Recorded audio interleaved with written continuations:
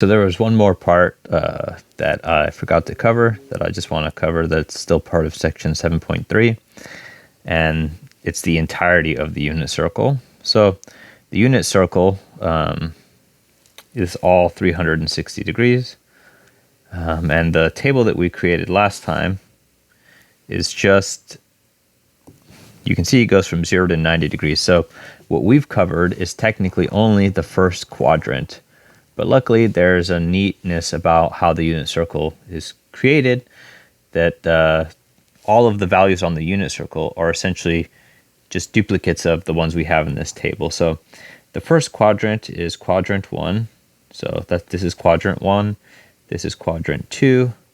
This is quadrant 3. So we kind of count this the same way we go around the unit circle in a positive manner. Remember, we go positive if we're going counterclockwise, and we consider it negative if we're going clockwise. And so the angles here are 0 degrees, and then 30 degrees, and then 45 degrees, 60 degrees, 90 degrees.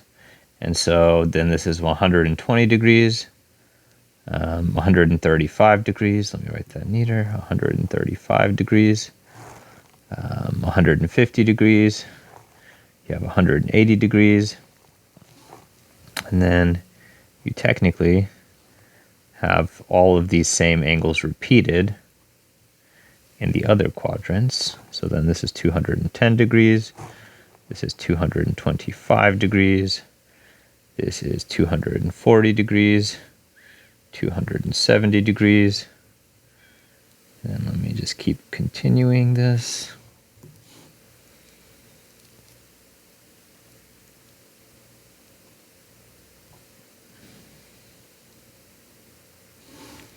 300 degrees, 315 degrees, 330 degrees, and then 0 degrees or 360 degrees. Let me write that a little neater over there.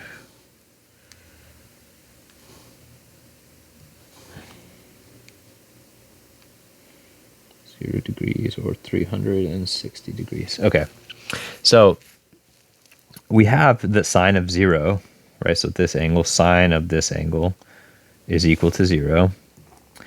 And sine of 30 degrees, well, we know that the height of the triangle created here is 1/2 units tall. Well, what you'll notice is the distance between 0 and 30 degrees is 30, right? So this angle being swept here is 30 degrees. But likewise, the distance from 180 degrees to 150, this angle being swept, is also 30 degrees. And so I've written it in red.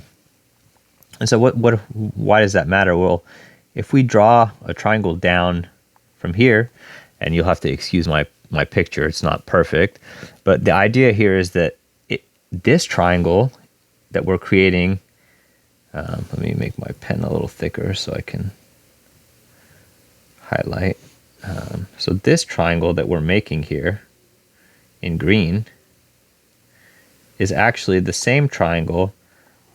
Let me do that again. It's the same, I'm not an artist, you'll have to excuse me, is the same triangle over here. It's just kind of flipped, right? So if it's the same triangle just oriented in a different way, well, they must have the same measurements, right? Yeah, okay. So what we know immediately is that the height of this triangle is also 1/2.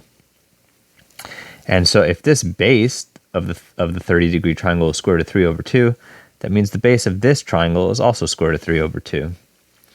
And so basically all the triangles that have the same angle equidistant from quote unquote the x-axis, or the horizontal line that goes through the unit circle, so this line, as long as the angle that's swept is equivalent from the distance to this line, all those triangles are the same. They're just oriented differently. So for instance, the 330 degree triangle that we have down here, this triangle is actually the same as, and I'll do this one in red so we can differentiate it, is the same as this triangle. and they share the x-axis as the base. So if they share the x-axis as the base, they must have the same base. And if it's the same triangle just kind of flipped over the x-axis, then we know that the height of this triangle is just also 1/2. So because we have a table here for all of the angles between 0 and 90, all of the rest of these angles that I've written on this unit circle are all exactly the same. So for instance, what is sine of 120 degrees? Well, that's the same as sine of 60 degrees, because you kind of see how these two triangles are essentially the same, just kind of flipped along the y-axis. Now, if we're talking about the base though, so, well, this base and this base are the same distance and length, but the only difference is that because quadrant 1, look, it's positive in the x direction, right? It's positive in the x direction. And it's positive in the y. So x comma y, they're both positive. But over here, in the second quadrant, you're going to the left of the origin, the center of the circle, right? You're going to the left of this origin. So your x's are negative, but your y's, since we're still going up, they're positive. So sine of 60 degrees, remember that talks about the height of the triangle. This is square root of 3 over 2. And sine of 120, this is also square root of 3 over 2, because they're both standing up. The base of the triangle, cosine of 60 degrees, is 1/2. However, cosine of 120 degrees, because now the base of the triangle is going to the left, it's going to be negative 1/2. So really the only thing that changes for these angles in the other quadrants is whether or not they're positive. So it's the same as all the angles that we have on the table here.